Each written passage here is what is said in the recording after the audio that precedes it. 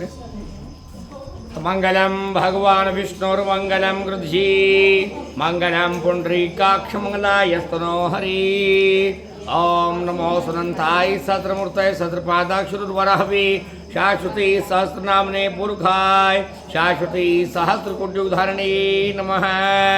बोले श्री विष्णु भगवान की जय। तो राजा पृथु कहते हैं, हे नारद मुनि जी, गोवर्धन पूजा और अन्नकूट का महात्म्य सुनाइए, किस स्थिति में करना चाहिए। नारद जी कहते हैं, कार्तिक मास में शुक्ल पक्ष की प्रतिपदा तिथि के अंदर गोवर्धन की तथा अन्नकूट की गोवर्धन पूजा करनी चाहिए। यदि किसी और स्थान में गोवर्धन या अन्न की पूजा करना चाहे तो बहुत सारा गोबर लेकर पर्वत की मूर्ति बनावे।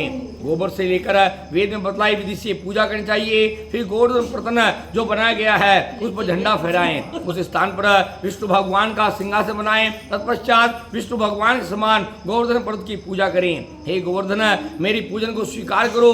इस मंत्र का उच्चारण करके पूजन करनी चाहिए। श्री कृष्ण भगवान के प्रिय अर्थ में, मध्य में, अंत में गोवर्धन को नमस्कार करें। निम्नलिखित 16 प्रकार के उपचार से पूजा करें। आवाहन, आसन, पाद्यम, अर्घम, आचमन, स्नान, वस्त्र, यज्ञ, पवित्र, चंद्र, पुष्प, धूप, दीप, नैवेद्य, परिक्रमा, नमस्कार, विसर्जन आदि से पूजा करनी चाहिए। मीठा, दूध आदि अन्य कई प्रकार के पकवान, बहुत से फल, नैवेद्य आदि देने चाहिए। गोवर्धन की पूजा करने से पहले स्तवन करना चाहिए। सबसे पहले गणपति का पूजन करके शांति कर्म करना चाहिए और पहले वर्णन किए गए पूजा के नियमों के द्वारा गोवर्धन की पूजा करनी चाहिए। तत्पश्चात अन्नकूट करने के पश्चात नमस्कार करें तथा ब्राह्मण और विष्णु के भक्तों को भोजन खिलावें। तत्पश्चात स्वयं बंधुओं सहित भोजन करें। जिसका घृत यज्ञ के लिए होता है वह मुझे पापों से मुक्ति दे तथा गाँव में जागृता है, इस मंत्र का उच्चारण करें। हल्दी की गांठ से गौं के सिंग रंगे, पुष्पों की माला पहनावे। गायों को त्रैलोक्य की जननी है, उनको ग्रास खिलावे। वृष रूपी धर्म हमको शांति प्रदान करो। वृषभ के सिंगों का रंग रंगवा कर पुष्पों की माला पहनानी चाहिए। कृष्ण भगवान का, गोवर्धन पर्वत का, गौ का, बैल का, भैंस का पूजन करने का फल वाजपेय और अश्वमेध यज्ञ के द्वारा मिलने वाले फलों से करोड़ों गुना होता है। दिन में तीसरे पहर में मार्गपालिका बांधे, वृक्ष में कुशाकुश को प्रणाम करें। हे मार्गपाली, आपको प्रणाम है। देश के कल्याण के लिए उस स्थान पर नीराजन विधि करें। गाय तथा दूसरे आदमी मार्गपालिका के तले से गुजरें। इस रस्सा कुश को तैयार करें जिसे राजा के पुत्र तथा दूसरे पुरुष अपने अपने बल की सामर्थ्य अनुसार उसे खींचें। जो इसमें विजयी होता है वह तमाम वर्ष जीतता है। फिर सायंकाल को बलिदान का पुत्र बनाकर उसकी पूजा करें। बलि को 2 भुजाओं वाला बनावें। सारा परिवार प्रसन्नता से माता तथा बंधुओं सहित उनका पूजन करें।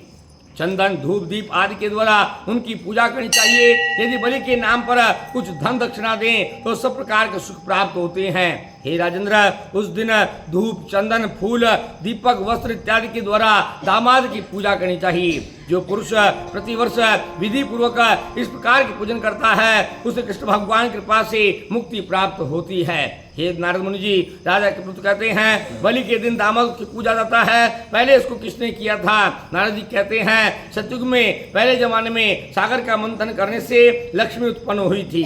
तब विष्णु भगवान से विवाह हुआ। जब समुद्र ने शुभ अनंत लक्षण युक्त अपने लक्ष्मी नामक पुत्री विष्णु भगवान को सौंप दी तो समुद्र ने अपनी पुत्री के स्नेह से आनंद मानकर बहुत प्रसन्न होकर श्रद्धा पूर्वक विष्णु भगवान की पूजा करी।